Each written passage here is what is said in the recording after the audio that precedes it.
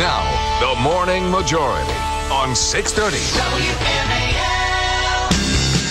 6:07 on WMAL. Brian Neiman, Joe DeGenova. Herman Cain won. That's what I keep hearing. Matt Lewis of the Daily Caller will join us about a half hour from now. We'll get into the debate last night, Republican debate down in South Carolina. Yes. Joe's wife said. What a moment. Victoria Tunting, my wife, said Herman Cain won. I agree with her. Okay. Herman Cain won. The pizza guy won.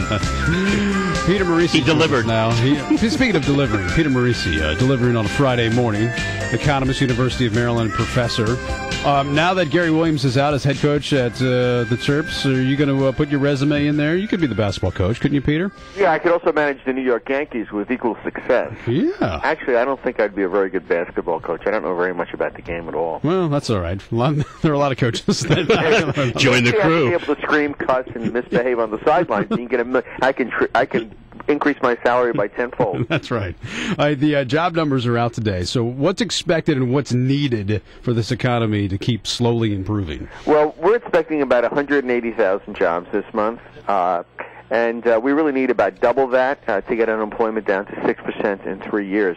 What really scares us is, though, that is new unemployment claims, people bellying up to the bar for the first time, have been rising dramatically over the last 4 or 5 weeks.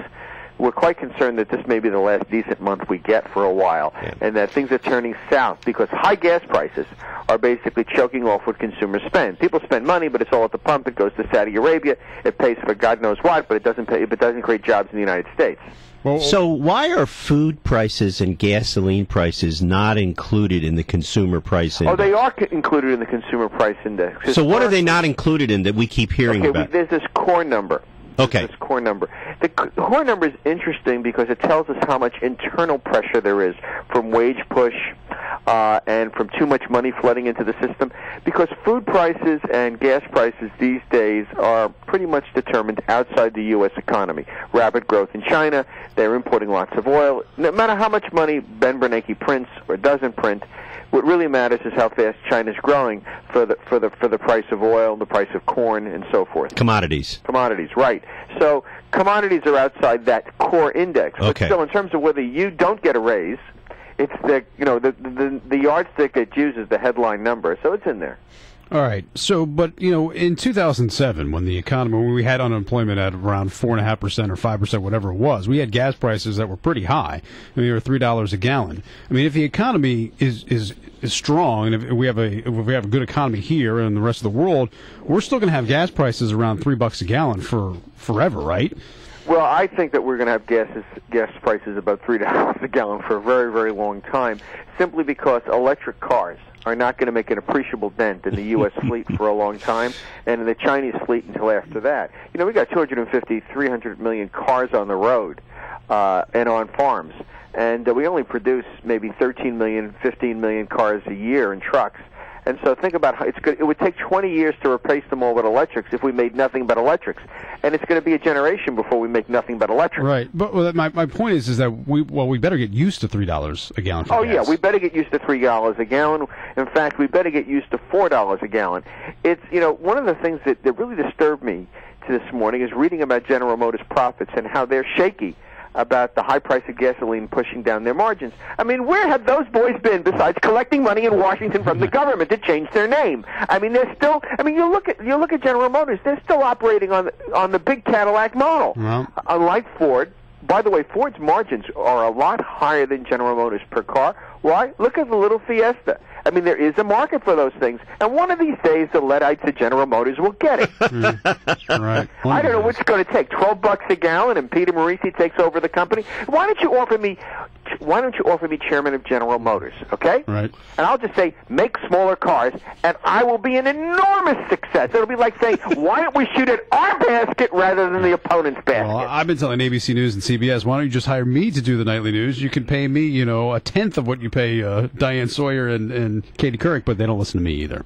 I know, but I'll put a good word in for you when I'm over there. Thank you. And it won't do very much good, but I will put a good word in. All right, Geithner pushed the debt timeline to August this week. Any significance to that? Yeah, actually, he can push it to anywhere he wants. They say, well, once we run out of money, then we have to start making choices between paying China and paying Grandma.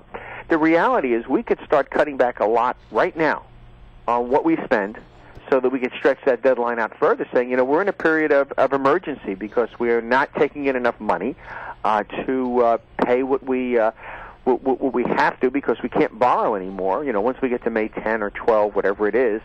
And instead of saying we're going to spend, meet all our obligations for 60 days, we could meet some of our obligations for a very long time. For example, we could pay the interest on the debt. We could roll over existing securities. We could pay Social Security out of the trust fund, and cut back on a lot of other things like we would have if we had a government shutdown. But I'm so amused as to what a government shutdown is. The Congress gets paid. Worse, the White House staff gets paid. Barack Obama and Michelle can't scramble their own eggs. But politically speaking, what does it mean if we can go until August without having to worry about it? Does that mean we're not going to have that fight? We're going to have the fight, and we should. Right now, I'm quite concerned that Ryan's proposals will be abandoned. I'm not enamored by Ryan's proposals, but they're a start. All right? And so what they're talking about is a deal where they agree to cuts in discretionary spending until after the election. Talk about the Republicans being sucked in by the Democrats. This reminds me of Bush being sucked in by Rostenkowski. They're going to put off Medicaid, Medicare, and Social Security until after the election. I can hear it now. I want to raise taxes on the richest Americans. We can't afford any more millionaire tax cuts. And Americans will believe it. You can only raise $100 million a year taxing rich people. Tops. Tops. Which means you still have a $1.4 trillion deficit. Right. Well, we were talking about that. We noticed the same thing, that the Republicans are starting to slowly back away from Paul Ryan. But you were never a huge fan of that plan. So why are you saying now that they need to put stick with Medicare, Medicaid, and Social Security on the table? I don't like the solutions he has. For example, vouchers, which he says they're not vouchers, but they're vouchers for old people. What a terrible mistake to propose that with this. That single mistake is what has put them on their heels. You cannot deal with vouchers in Medicare. It was so insane. So the basic problem is the prices we pay in the United States are double what they pay in Germany, and they have a private system.